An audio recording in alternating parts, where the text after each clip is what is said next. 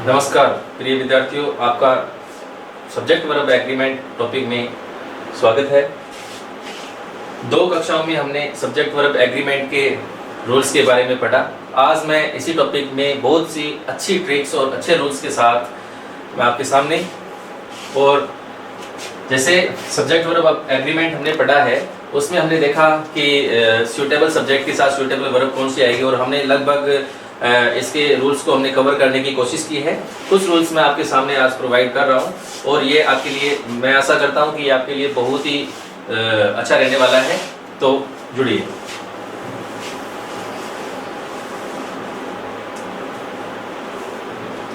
कई बार हमने ऐसे देखा है कि कोई भी सब्जेक्ट होता है वो हाफ ऑफ के बाद शुरू होता है। किसके बाद में? हाफ ऑफ के बाद। जैसे कोई भी सेंटेंस की शुरुआत है वो हाफ ऑफ के बाद है। तो हाफ ऑफ के बाद हमें ये ध्यान रखना है कि यदि हाफ ऑफ के बाद में आने वाला जो हमारा नाउन रहेगा, वो यदि हमारा प्लूरल होता है तो वर्ब हमारी प्लूरल रहेगी, और यदि नाउन हमारा सिंगुलर रहता है तो हमारी वर्ब भी क्या रहेगी? सिंगुलर वर्ब रहेगी। कैसे? हाफ ऑफ के बाद में जो नाउन होगी काउंटेबल नाउन होगी,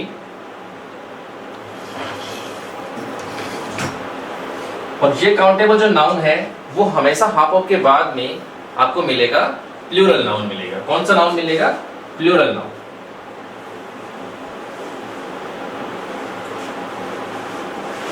और यदि हाफ ऑफ के बाद में आपको काउंटेबल नाउन नहीं मिलता है तो आपको मिल सकता है अनकाउंटेबल नाउन। यानी हाफ ऑफ से सेंटेंस की शुरुआत है और इसके बाद में आपको मिला है अनकाउंटेबल नाउन। अनकाउंटेबल नाउन आपको मिला है, तो यदि कोई भी सेंटेंस हाफ ऑफ से शुरू है और उसके बाद में आने वाला नाउन यदि काउंटेबल हो या अनकाउंटेबल हो, तो हमें इसके अकॉर्डिंग कौन सी वर्ब को काम में लेना है। तो वो अभी देखिए, यदि कोई वाक्य में half of countable noun plural है तो हमारी वर्ब है वो हमेशा रहेगी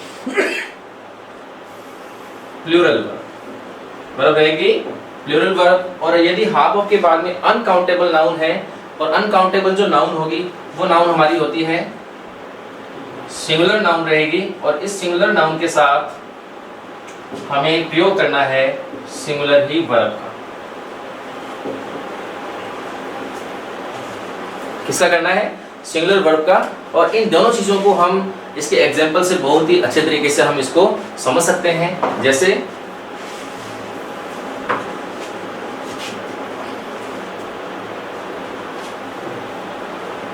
half of the students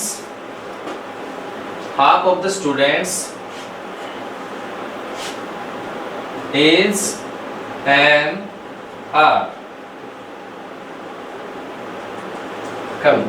ये हमारा सेंटेंस है, half of the students is and are coming. तो हमने ये देखा है कि हाफ ऑफ द स्टूडेंट्स, तो हाफ ऑफ के बाद में आने वाला जो नाउन है वो नाउन है काउंटेबल प्लूरल नाउन है। कौन सा नाउन है? काउंटेबल प्लूरल नाउन है। और काउंटेबल प्लूरल नाउन के साथ वर्ब क्या आएगी? प्लूरल वर्ब प्रयुक्त होगी। जैसे हमने यहाँ पे इसको मेंशन किया है, हमने इसको अच्छे तरीके से देखा है कि half of countable noun plural noun और वर्ब आएगी प्लूरल वर्ब। तो हमारे यहाँ पे वर्ब लिखी हुई है इज एम आर, और इज एम आर में से इज हमारी है वो सिंगुलर वर्ब है, एम आई के साथ प्रयुक्त है, और बाकी बच जाता है हमारे पास आर जो हमारी क्या है यहाँ पे प्लूरल वर्ब है। तो हमने यहाँ पे किसका प्रयोग किया है? आर का प्रयोग किया। किसका किया है? आर का प्रयोग किया है। और इसका दूसरा सेंटेंस देखते हैं जिसमें हम लेंगे अनकाउंटेबल नाउन को हाफ ऑफ के बाद। किसको लेंगे? अनकाउंटेबल नाउन को। और उसमें देखते हैं हम सिंगुलर नाउन के साथ सिंगुलर वर्ब का प्रयोग किस प्रकार से करते हैं।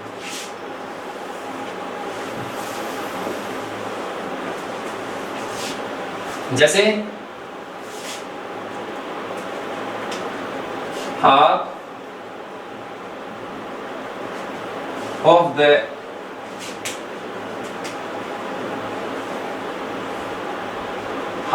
the milk हैज आपको फिल करना है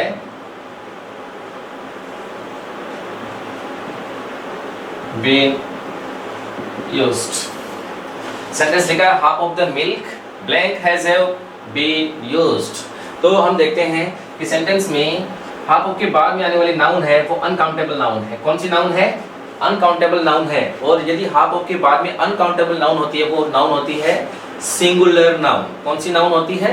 सिंगुलर नाउन। और ये सिंगुलर नाउन यदि है तो हमें उसके साथ सिंगुलर वर्ब काम में लेनी है। तो हैज और हैव में से हमारे पास है हैज सिंगुलर वर्ब और हैव है वो प्लूरल वर्ब है। तो हम कर देंगे यहाँ पे हैज। तो हमारा यहाँ हैज है वो इसका राइट आंसर होगा। किसके साथ? अनकाउंटेबल नाउन के साथ, जब कोई सेंटेंस वो है हाफ ऑफ के बाद शुरू हो रहा है। तो इसके आगे नेक्स्ट रूल को हम पढ़ने की कोशिश करते हैं।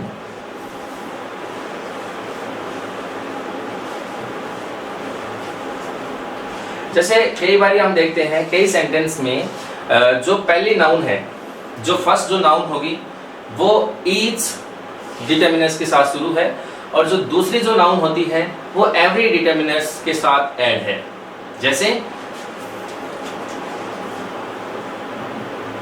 Each boy and every girl. इस सेंटेंस को आप ध्यान से देखेंगे, जो मैं लिखा है each boy and every girl, board पे लिखा है मैंने। तो आप इसमें देखेंगे जो फर्स्ट हमारी नाउन है सिंगुलर नाउन है, जो किसके साथ जुड़ी हुई है? ईच के साथ जुड़ी हुई है। दूसरी हम नाउन देखते हैं, वो भी हमारी क्या है? सिंगुलर नाउन है, गर्ल है, वो जुड़ी हुई है एवरी के साथ। ठीक है। लेकिन क्या होता है कि जब हम इसको ध्यान से देखते हैं तो हमें ऐसे पता लगता है each boy and every girl जुड़ा है, एंड से जुड़ा है। और जब एंड से जुड़ जाता है, हमने एक ऐसा रूल पढ़ा था कि जब दो सब्जेक्ट एंड से जुड़ जाते हैं, किससे जुड़ जाते हैं? एंड से जुड़ जाते हैं, तो हमें करना होता है प्लूरल वर्ब का प्रयोग। ठीक है। लेकिन यहाँ पर ऐसा नहीं है। जब दो सेंटेंस दो वर्ड जो एंड से जुड़े हैं, पहले वर्ड के साथ ईच लगा होता है और दूसरे वर्ड के साथ एवरी लगा होता है, तो अगर ऐसी कंडीशन आ जाती है तो हमें क्या करना होता है? हमें उसके साथ सिंगुलर वर्ब काम में लेनी है। कौन सी वर्ब काम में लेनी है? सिंगुलर वर्ब हमें काम में लेनी है। क्योंकि अगर यहाँ पे ईच और एवरी नहीं होता, यहाँ पे ईच और एवरी जब यहाँ पे नहीं होता तब हम इसके साथ प्लूरल वर्ब का प्रयोग करते। लेकिन यहाँ पर दोनों नाउन से पहले क्या लिखा हुआ है? ईच एंड एवरी लिखा हुआ है। और जब ईच एंड एवरी जब लिखा हुआ होता है तब हमें इसके साथ सिंगुलर वर्ब भी काम में लेनी है। ठीक है। जैसे each boy and every girl,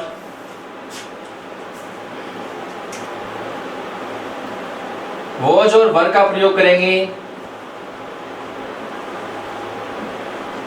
present in the hall.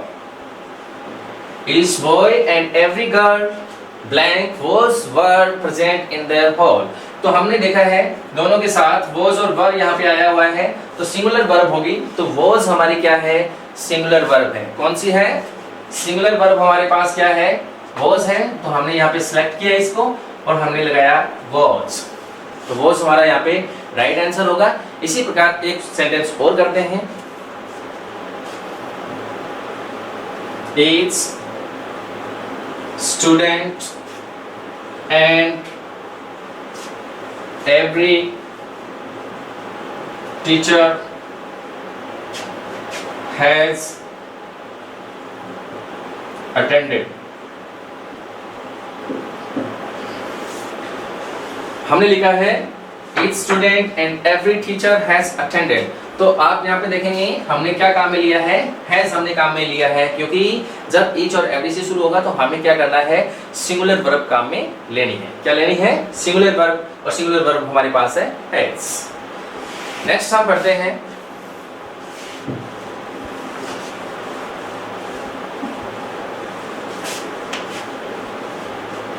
कोई भी सेंटेंस जब हम कई बार देखते हैं तो वो सेंटेंस हमारा शुरू होता है नथिंग बट से।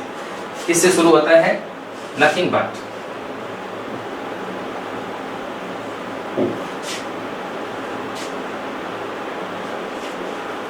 कोई भी सेंटेंस है वो हमारा नथिंग बट से शुरू होता है, और नथिंग बट के बाद में हम ऐसे देखते हैं कि हमारे यहाँ पे कई बार है वो आपको मिल सकती है सिंगुलर नाउन। क्या मिल सकती है? सिंगुलर नाउन हमें मिल सकती है, और कई बार हम ऐसे देखते हैं कि वो हमें प्लूरल नाउन मिल सकती है, या उसके स्थान नाउन के स्थान पे प्रोनाउन आ सकता है।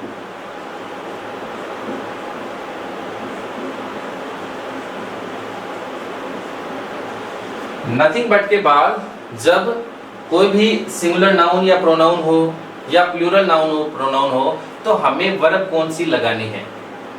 सेंटेंस किस प्रकार से होगा एक बार देखें। Nothing but the hill blank is am are same.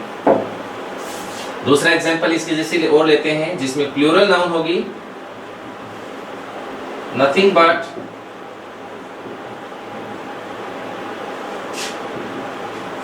The girls was और were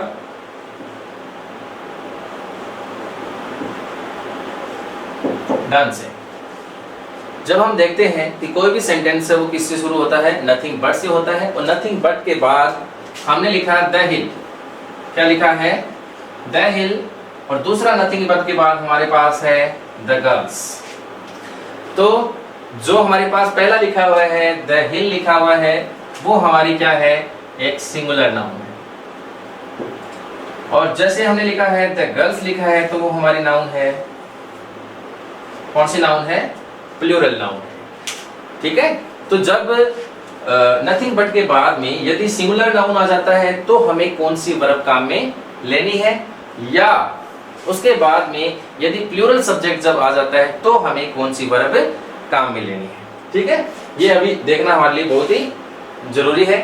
तो हम क्या करते हैं कि यदि नथिंग बट के पास सिंगुलर नाउन है या प्लूरल नाउन है, डजंट मैटर, हमें करना है उसके साथ सिंगुलर वर्ब का प्रयोग। किसका प्रयोग करना है? वर्ब हमारी रहेगी, वो रहेगी सिंगुलर वर्ब रहेगी। तो इसमें हमारी सिंगुलर वर्ब क्या है? इज है, और दूसरे में हमारी सिंगुलर वर्ब क्या है? वॉज है। इज और वॉज का हम प्रयोग करके, और इसके अंदर एक नथिंग बट से शुरू होने वाले सेंटेंस में एक उचित सब्जेक्ट के साथ, उसके साथ अकॉर्डिंग द सब्जेक्ट हम वर्ब का प्रयोग कर सकते हैं। बहुत बार हमने इस चीज को ऑब्जर्व किया है कि नथिंग बट से शुरू होने वाले सेंटेंसेस है वो एग्जाम में आते हैं। ठीक है, तो इसको आप सीरियसली लेंगे। नेक्स्ट है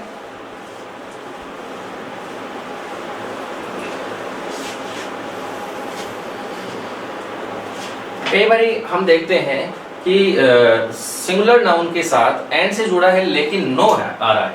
क्या आ रहा है? नो आ रहा है। किस प्रकार से आ रहा है? जैसे आपको मिल सकता है no boy and no girl, no boy and no girl, या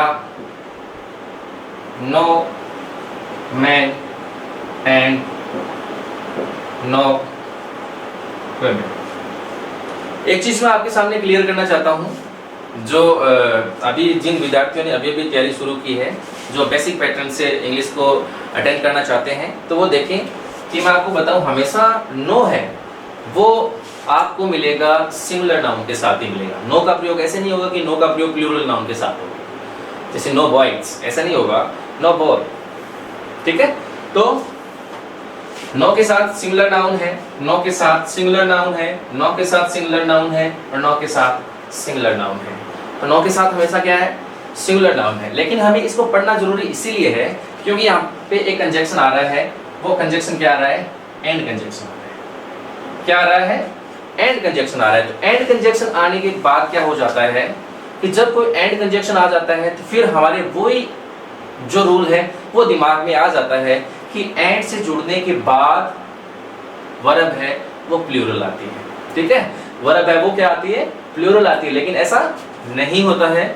जब किसी दो नाउन के साथ यदि नो लिखा हुआ है, क्या लिखा हुआ है, नो यदि लिखा हुआ है, तो उसके साथ हमेशा वर्ब आएगी। तो वो कौन सी वर्ब आएगी, इनके साथ जो वर्ब आएगी वो वर्ब हमारी होगी सिंगुलर वर्ब। कौन सी वर्ब होगी, सिंगुलर वर्ब होगी। ठीक है, कैसे होगी, हम एग्जांपल से इसको समझ सकते हैं। जैसे no boy and no girl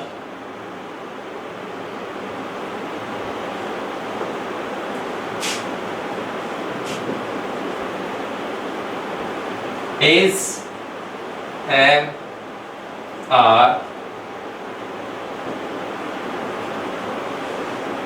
interested to take a part in this। हमने लिखा है no boy and no girl, is am are हमें फिल करना है interested to take a part in this. कोई भी लड़का और कोई भी लड़की है वो इस चीज़ में भाग लेना पसंद नहीं करते हैं, कोई इसमें इंटरेस्टेड नहीं है। तो हम क्या करते हैं, देखते हैं नाउन सिंगुलर है, भले ही एंड से जुड़ा है, कोई लेना देना नहीं है। हमें देखना है कि दोनों नाउन से ठीक पहले क्या लगाया हुआ है, नो लगाया हुआ है। क्या लगाया हुआ है, नो लगाया हुआ है। और यदि ऐसा होता है तो हमारी वर्ब क्या होगी, सिंगुलर वर्ब होगी। क्या होगी, सिंगुलर वर्ब। तो हमारी सिंगुलर वर्ब क्या है, इज है। सिंगुलर वर्ब हमारी क्या होगी, इज होगी। तो हमारा सेंटेंस बनकर हमारे सामने आया है no boy and no girl is interested to take a part in this. Next rule पढ़ते हैं।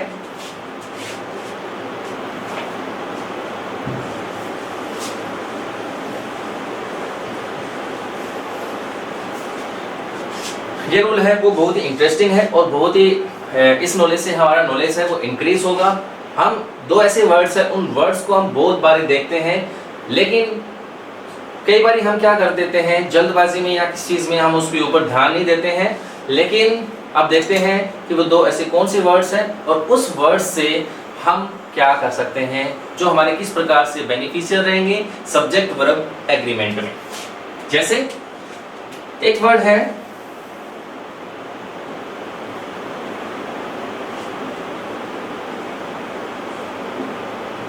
द फॉलोइंग, वर्ड लिखा हुआ है द फॉलोइंग लिखा हुआ है, और दूसरा वर्ड आएगा वो है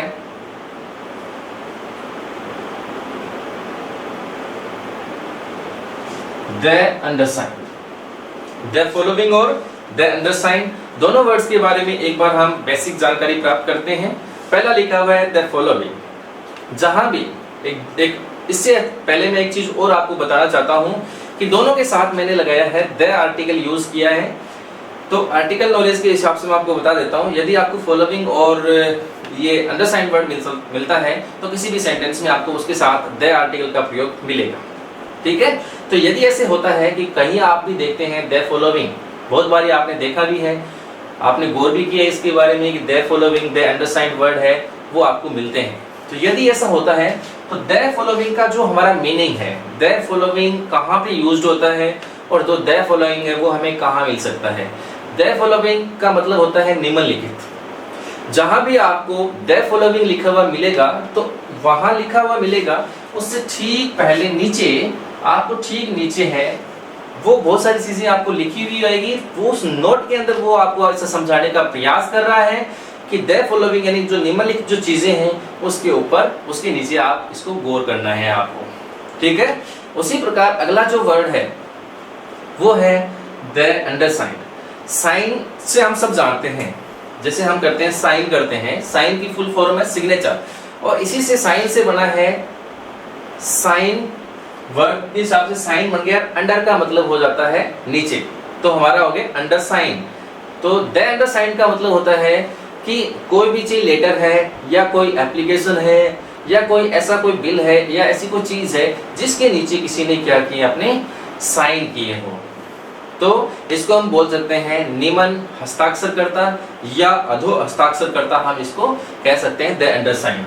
ठीक है, तो यदि किसी भी सेंटेंस में द फॉलोइंग और द अंडरसाइंड जब होता है तब हमें क्या करना होता है, ठीक है। वाक्य की शुरुआत होगी वो द अंडरसाइंड या द फॉलोइंग से होगी, लेकिन उसके साथ सिंगुलर वर्ब आएगी या प्लूरल वर्ब आएगी वो हम देखते हैं। कोई भी सेंटेंस की शुरुआत आपको मिलेगी द फॉलोइंग से, और उस द फॉलोइंग के जस्ट बाद में आपको मिलेगा ब्लैंक मिलेगा, या कोई सेंटेंस की शुरुआत होगी आपकी द अंडरसाइंड से और द अंडरसाइंड के बाद जस्ट आपको मिलेगा ब्लैंक मिलेगा। तो द फॉलोइंग के बाद आपके पास ब्लैंक है और उस ब्लैंक के जस्ट बाद में क्या है आपके पास प्लूरल नाउन है, या आपके पास क्या है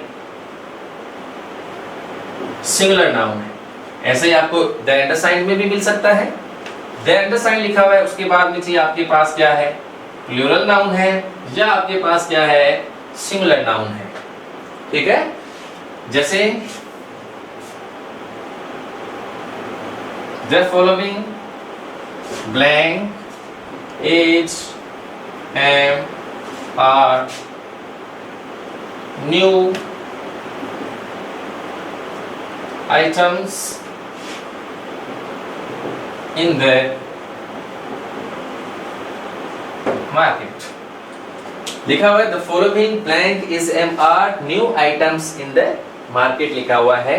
तो हम देखते हैं the following को देखने के बाद हमें बिल्कुल भी पता नहीं लगेगा कि वर्ब सिंगुलर होगी या प्लूरल होगी। तो हमें कैसे पता लगेगा, हमें ब्लैंक के बाद में जो नाउन आ रही है उस पर ध्यान देना है। ब्लैंक के बाद में जो नाउन हमारे पास है वो क्या है न्यू आइटम्स। क्या है न्यू आइटम्स। जो न्यू आइटम्स है वो हमारी प्लूरल नाउन है या सिंगुलर नाउन है, इसको हमें पता करना है। तो यहाँ पे लिखा हुआ है न्यू आइटम्स, तो हमारी प्लूरल नाउन है। कई बार आपको यहाँ पे सिंगुलर नाउन भी मिल सकता है।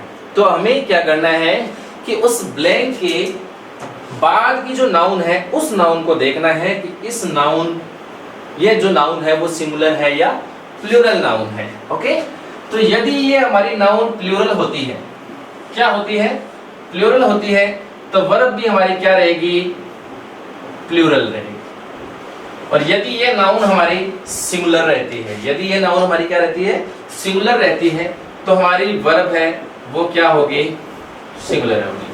अभी इसी सेंटेंस पे आके देखते हैं कि हमारी नाउन क्या है प्लूरल नाउन है, तो हमारी वर्ब कैसी होगी प्लूरल होगी। तो हमने यहाँ पे किसका प्रयोग करना है आर का प्रयोग करना है।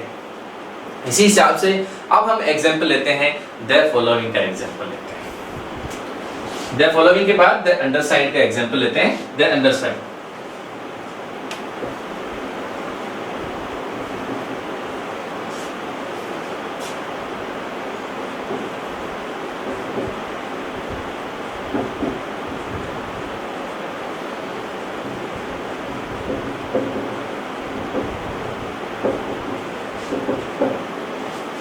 सेंटेंस में लिखा हुआ है द अंडरसाइंड ब्लैंक हैज और हैव, एक सिंगुलर वर्ब है एक प्लूरल वर्ब है, इनमें से एक का हमें प्रयोग करना है। Taken a decision mister Jain. Mister Jain कौन है द अंडरसाइंड है, जिन्होंने वहां नीचे साइन किए हैं वो है मिस्टर जैन है, ठीक है। ब्लैंक के बाद अकॉर्डिंग टू द रूल्स आते हैं। रिक्त स्थान के बाद देखते हैं हमारी नाउन क्या है। रिक्त स्थान के बाद चले टेकन हमारी वर्ब है जो हैज और हैव के साथ प्रयुक्त होगी। उसके बाद में लिखा हुआ है ए डिसीजन जो लिखा हुआ है, और ए डिसीजन क्या है सिंगुलर है। ए डिसीजन ए आर्टिकल लिखा हुआ है, ए डिसीजन यानी एक निर्णय सिंगुलर नाउन है, और सिंगुलर नाउन के साथ हम क्या कर देते हैं सिंगुलर वर्ब लिखेंगे, और सिंगुलर वर्ब हमारी क्या हो जाती है हैज हो जाती है। क्या हो जाती है हैज, ठीक है। तो कैसा लगा हमारा ये रूल्स, ये बहुत ही इंपॉर्टेंट है एग्जाम के लिए, इसको आप अच्छे तरीके से इसका अध्ययन करेंगे। नेक्स्ट है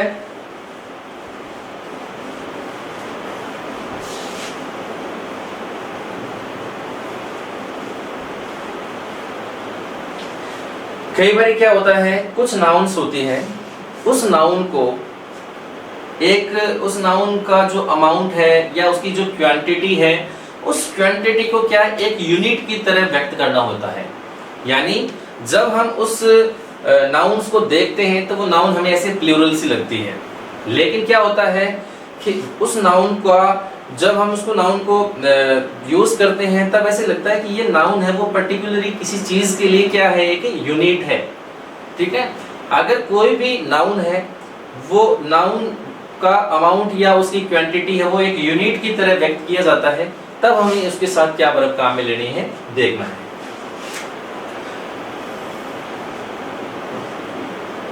जब किसी नाउन की अमाउंट या उसकी क्वांटिटी,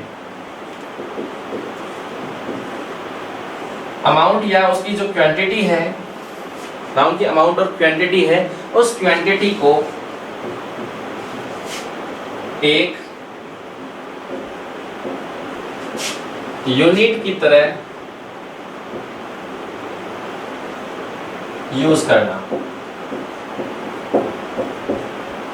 ठीक है।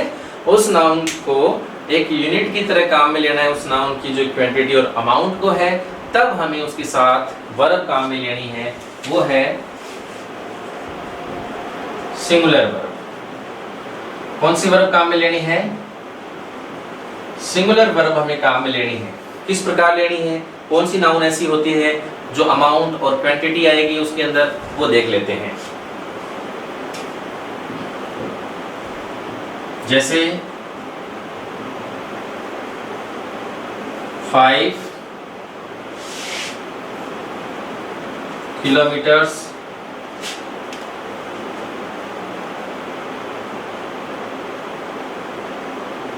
not a long way। 5 kilometers blank not a long way या not a long distance। आपको करना है is am are, ठीक है। 5 kilometres 5 kilometre not a long way. तो अब हमें ऐसे कैसे पता लगेगा 5 किलोमीटर्स? हमने यहाँ पे लिखा है 5 किलोमीटर्स, तो 5 किलोमीटर्स का मतलब है 5 किलोमीटर, यानी बहुवचन हो गए। अगर यहाँ पे होता सीधा किलोमीटर लिखा होता या 1 किलोमीटर लिखा होता, 1 किलोमीटर लिखा होता, तब हम ऐसे समझते कि सिंगुलर नाउन है। लेकिन नाउन बेशक भले ही हमारी प्लूरल क्यों ना हो, लेकिन इस प्लूरल नाउन को एक पर्टिकुलर एक अच्छी यूनिट मान ली गई है। इस प्रकार से मान ली गई है कि वो एक लंबी दूरी है।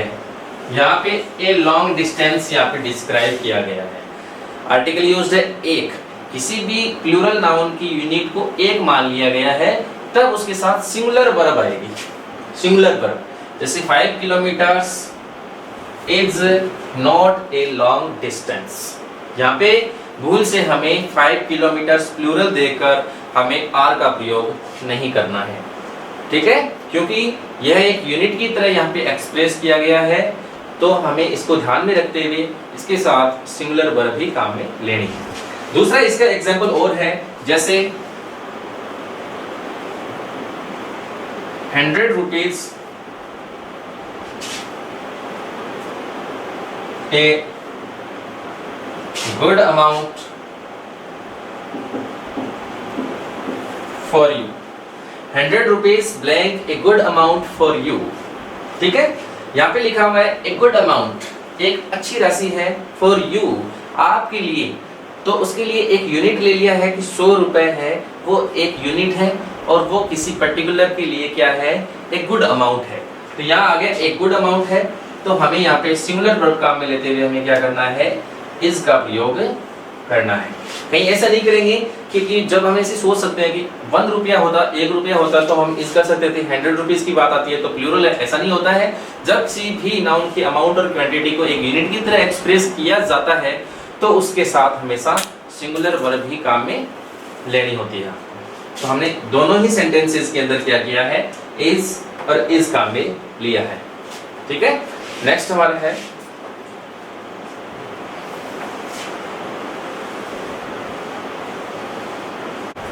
नेक्स्ट रूल है, एक वर्ड है हमारे पास हेयर।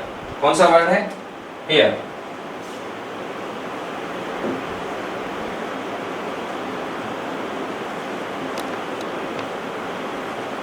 हेयर मीन्स बाल। जब कहीं भी हमें सेंटेंस में हेयर वर्ड सब्जेक्ट के रूप में मिलता है, हेयर, ठीक है, तो यदि वो हेयर जो वर्ड है वो हेयर वर्ड आपको मिलेगा, तो यदि वो उसकी कंप्लीटनेस पे हो, यानी वो पूरे हेयर हो, कंप्लीट हो पूरे, यानी सारे उसके बाल हो, ठीक है।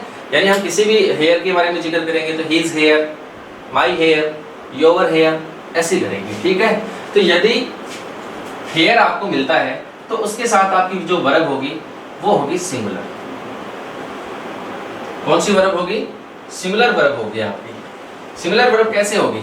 आपको हेयर नाम मिलेगा और हेयर देखते ही आपको क्या करना है, सिंगुलर वर्ब काम में लेनी है। जैसे हिज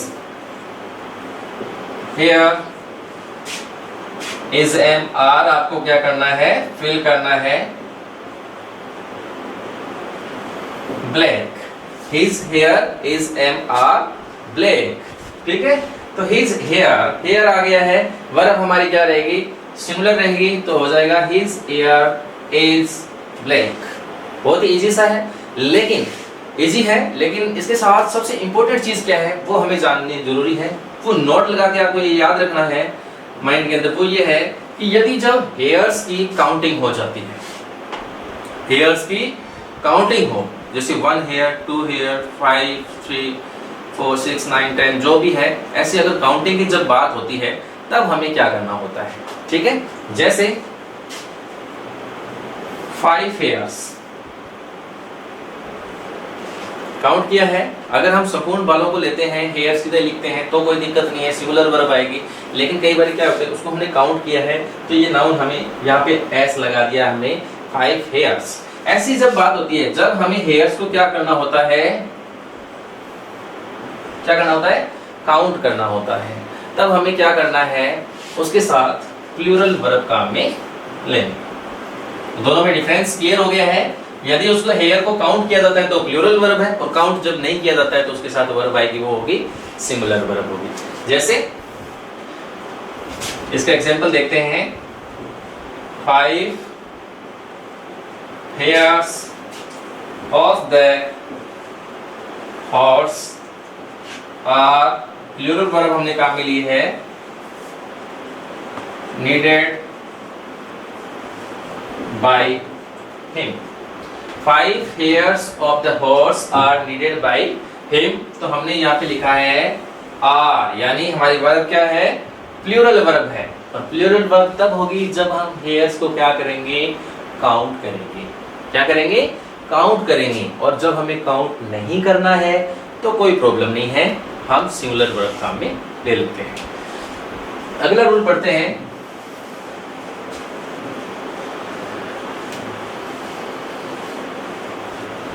जैसे हमने देखा है कि 2 वर्ड है, एक है अदर और एक है अनदर। एक वर्ड आपको मिलेगा अदर, दूसरा आपको मिलेगा अनदर। बहुत ही क्लोज से वर्ड है और दोनों को देखते हैं और बहुत बार हमारे सामने भी आते हैं जब हम इंग्लिश का अध्ययन करते हैं, सब्जेक्ट वर्ब एग्रीमेंट पढ़ते हैं और सारे ग्रामर के टॉपिक जब हम पढ़ते हैं तो अदर और अनदर हमारे सामने जरूर आते हैं। तो अदर जो वर्ड है और अनदर जो वर्ड है, उन दोनों के बारे में मैं आपको एक बहुत ही इंटरेस्टिंग सी चीज़ बताने वाला हूँ, जिसको देखने के बाद, उनको पढ़ने के बाद आपको ऐसे लगेगा कि हाँ, आप सेटिस्फाइड महसूस करेंगे इस बात से। जैसे अदर के बाद में हमेशा ही आपको याद रखना है, अदर जहां आपको अदर लिखा हुआ मिलेगा तो अदर के बाद में आपको हमेशा मिलेगी प्लूरल नाउन। अदर के बाद में मिलेगी प्लूरल नाउन, और अनदर जहां भी लिखा हुआ मिलेगा वहां जस्ट इसका उल्टा आपको मिलेगा। तो अनदर के बाद आपको मिलेगा अनदर प्लस सिंगुलर नाउन। आपको मिलेगा सिंगुलर नाउन मिलेगा आपको। तो अदर के बाद में प्लूरल नाउन आएगा और अनदर के बाद में सिंगुलर नाउन आएगा। तो हमें क्या करना होगा, जब अदर के बाद में प्लूरल नाउन है तो वर्ब भी बेसिकली हमारी क्या हो जाएगी, प्लूरल वर्ब हो जाएगी। क्या हो जाएगी, प्लूरल वर्ब हो जाएगी। और जब अनदर के बाद सिंगुलर नाउन है तो हमारी वर्ब भी क्या हो जाएगी, सिंगुलर वर्ब हो जाएगी। जैसे अब हम इसको बहुत ही अच्छे तरीके से इसके एग्जांपल से हम समझ सकते हैं कि अदर के बाद किस प्रकार से प्लूरल नाउन आएगी तो प्लूरल वर्ब काम में लेनी है, और किस प्रकार से सिंगुलर नाउन आएगी और सिंगुलर वर्ब काम में लेनी है। तो देखते हैं, there are blank is and are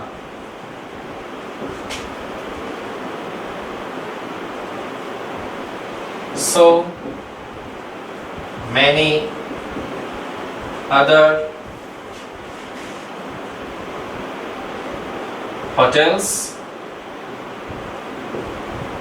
in this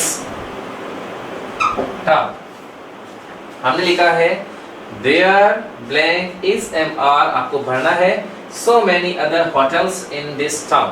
तो आपको क्या मिलेगा कि देयर के बाद में आगे देखते हैं जहां हमारा अदर आया है, अदर, और अदर के बाद में नाउन हमारी क्या है, प्लूरल नाउन। कौन सी नाउन है, प्लूरल नाउन है। तो प्लूरल नाउन अदर के बाद में होटल की जगह हमारा आया है, होटल्स आया है, और जब होटल्स आया है तो हमारी वर्ब क्या होगी, प्लूरल होगी। तो हमने यहाँ पे किसका प्रयोग करना है, आर का। किसका प्रयोग करना है, आर का प्रयोग करना है। There are so many other hotels in this town. ठीक है, नेक्स्ट है देयर, वही इजेमा फिल करते हैं।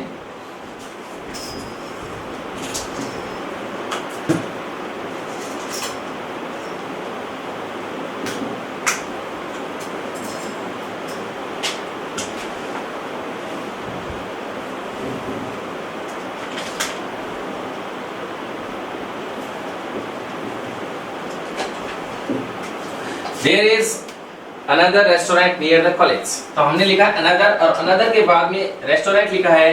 रेस्टोरेंट हमारी क्या है, सिंगुलर नाउन है।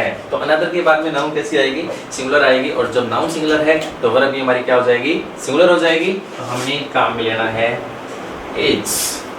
ठीक है, तो इन दोनों शब्दों का आप ध्यान रखेंगे, अदर और another का, साथ में इसके साथ आने वाली नाउन को भी पढ़ेंगे, और जब नाउन ऐसी होती है तो हमें वर्ब किस प्रकार से काम में लेनी है।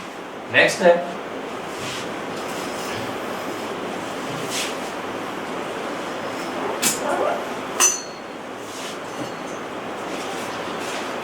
कुछ नाउन्स ऐसी होती है जो जिनको प्लूरलाइज नहीं किया जा सकता है, वो सिंगुलर ही रहती है।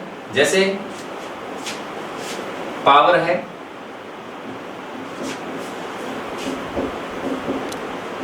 नॉलेज है,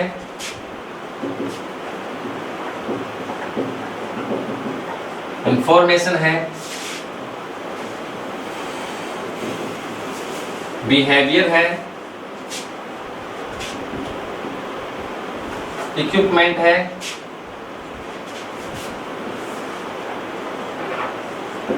सीनरी है,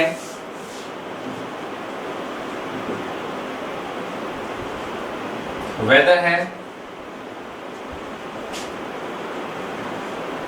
वर्क है, फर्नीचर है, एटसेट्रा। ठीक है, ऐसी nouns power, knowledge, information, behaviour, equipment, scenery, weather, work, furniture, etcetera, ऐसी नाउन है।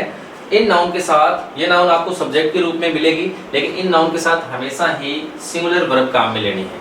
कौन सी वर्ब काम में लेनी है, सिंगुलर वर्ब ही काम में लेनी है।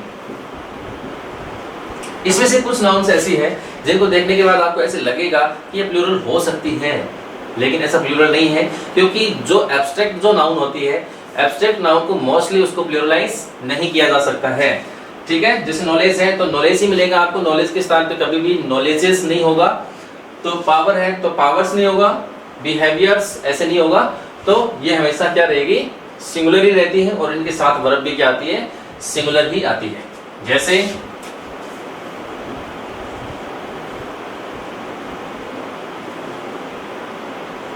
नॉलेज,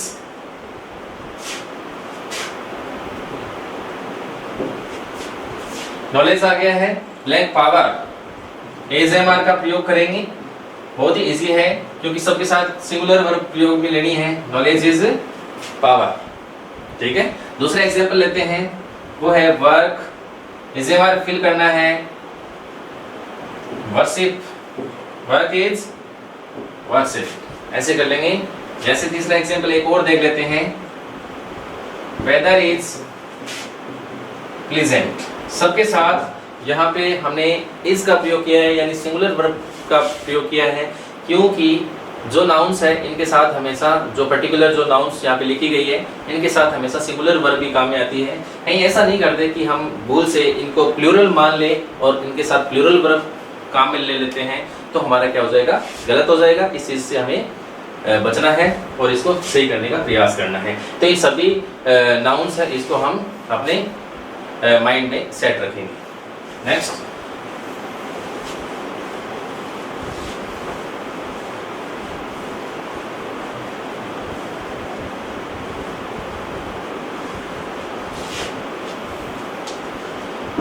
अगला हमारा है, जैसे कई बार आपको एक रिलेटिव प्रोनाउन मिलता है। क्या मिलता है? Relative pronoun. रिलेटिव प्रोनाउन के बारे में मैं थोड़ा सा आपको बताना चाहता हूँ। रिलेटिव प्रोनाउन का मतलब है संबंधवाचक सर्वनाम। और जो रिलेटिव प्रोनाउंस है वो क्या होते हैं या कौन से होते हैं, इसको देखते हैं। तो रिलेटिव प्रोनाउन हमारे पास में है, जैसे हु है, whom है, that है और which है। ये हमारे कुछ क्या है, रिलेटिव प्रोनाउंस है। कई बार हम ऐसे सेंटेंस में देखते हैं कि उस सेंटेंस में रिलेटिव प्रोनाउंस दिए गए, ठीक है, रिलेटिव प्रोनाउंस दिए गए हैं और रिलेटिव प्रोनाउन के बाद में हमें क्या करना है, वर्ब फिल करनी है। ठीक है, वर्ब फिल करनी है, किस प्रकार से करनी है और कैसे करते हैं, एग्जांपल से हम शुरुआत करते हैं। इट इज आई,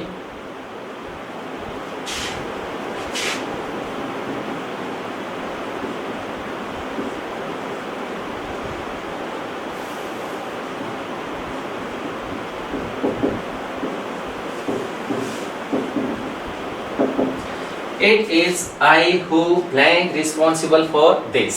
तो आपको देखना है कि रिलेटिव प्रोनाउन यूज्ड है, ठीक है, और जस्ट रिलेटिव प्रोनाउन के बाद में आपको मिलता है ब्लैंक मिलता है, उसके बाद में आपको वर्ब फिल करनी है सब्जेक्ट को देखकर।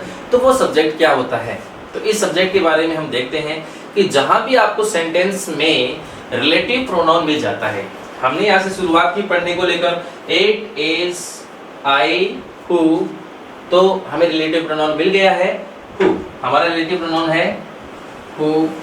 तो अब हमारी वर्ब है वो क्या होगी, तो अब हमारी वर्ब को फिल करने के लिए सब्जेक्ट को देखने की जरूरत है। तो हम देखते हैं कि जो रिलेटिव प्रोनाउन होगा उसका पूर्व में आने वाला वर्ड क्या है, जस्ट उससे ठीक में आने वाला वर्ड क्या है, और उस वर्ड को इंग्लिश में बोलते हैं एंटीसीडेंट। क्या बोलते हैं, एंटीसीडेंट बोलते हैं। एंटीसीडेंट का मतलब होता है पूर्ववर्ती, पूर्व में आने वाला, यानी पहले, उससे ठीक पहले आने वाला होता है, उसको बोलते हैं एंटीसीडेंट बोलते हैं। तो उस रिलेटिव प्रोनाउन से ठीक पहले एंटीसीडेंट क्या होगा, ठीक है, तो जो उसका एंटीसीडेंट होगा उस एंटीसीडेंट के हिसाब से हम क्या करेंगे, वर्ब लगाएंगे। तो it is I who blank responsible for this.